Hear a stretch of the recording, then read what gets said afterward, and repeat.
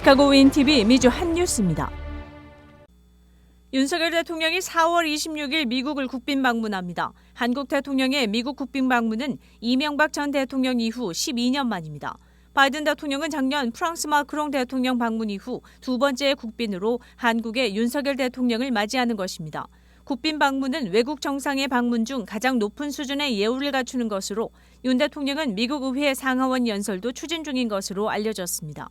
최근 한국 기업들의 미국 투자가 이번 초청에 결정적인 역할을 한 것으로 보여 바이든 정부도 경제동맹으로서 한국의 위상을 고려했다고 워싱턴 포스트는 전했습니다. 한미일 삼각공조가 그 어느 때보다 중요한 국제적 현안으로 떠오르는 가운데 한국 정부의 강제징용 해법을 미국에서 공식 환영하는 분위기 속에 한미일 셔틀 외교 보관 작업이 적극 추진될 것으로 보입니다. 올해가 한미 군사동맹을 맺은 지 70주년이 된다는 상징성도 있으며 바이든 정부가 한국의 이전 정부보다는 윤석열 정부와 함께하는 한미동맹에 큰 기대를 걸고 있음을 여실히 드러낸 것이라는 분석입니다.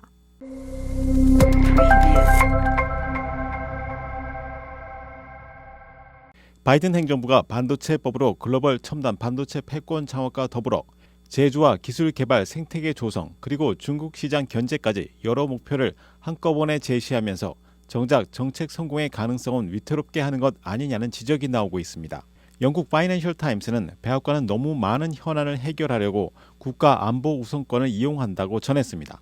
FT는 최근 미국에는 산업정책 접근 방식이 유행해 보조금 지급을 제시하고 나선다고 평하면서 백악관이 부수적인 정책 목표를 마구 쏟아부으면서 오히려 정책 본질적인 목표의 성공 가능성을 위협하는 모양새를 보이고 있다고 분석했습니다.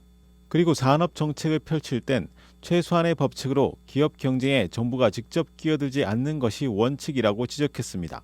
마이크로칩 의존도를 줄이는 방어 논리로 국가 안보를 사용한다고도 꼬집었습니다. 추가 이익 잉여금은 미국 정부와 나눠야 하고 노동자들을 위한 보육센터까지 갖춰야 한다고 규정하는가 하면 보조금 등 자금을 배당이나 자사주 매입 등에 쓰지 못하게 하는 등의 조건이 맞아야 보조금을 받을 수 있는 것입니다.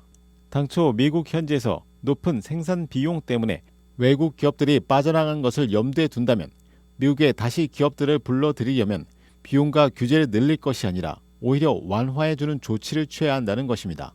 그럼에도 불구하고 보조금을 전제로 부수적인 여러 조건들을 내세우는 조치는 결국 규제를 늘리는 것과 같은 효과를 가져오는 것이라고 FT는 분석했습니다.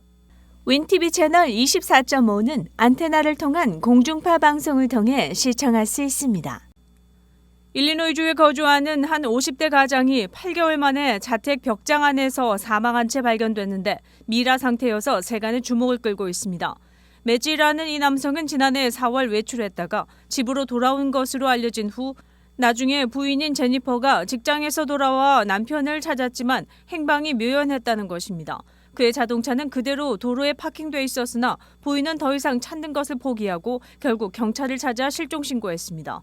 그런데 지난 12월 벽장에서 물건을 찾던 부인은 뜻밖의 흩어진 물건들 사이에 남편의 사체를 발견한 것입니다. 경찰은 당시 집안은 각종 잡동사니로 가득 찬 상태였으며 발 디딜 틈 없이 물건들이 널려져 있어 실종자를 찾는 작업이 수월치 않았다고 밝혔습니다. 경찰은 미라 상태로 발견된 매질한 남성은 아마도 자살한 것 같다고 덧붙였습니다.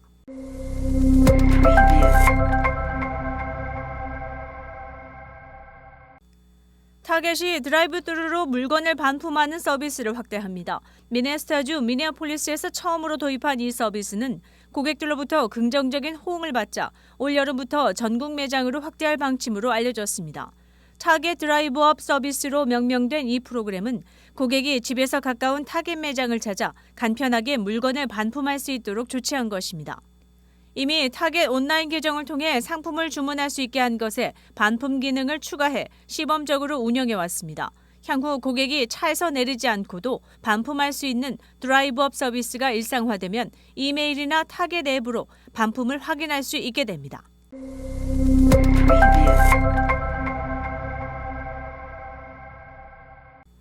상원 청문회에 나선 파월 연준 의장은 고용, 소매 판매, 소비자 물가 등 대부분의 경제 지표가 예상을 뛰어넘는 강세를 보인다고 진단했습니다.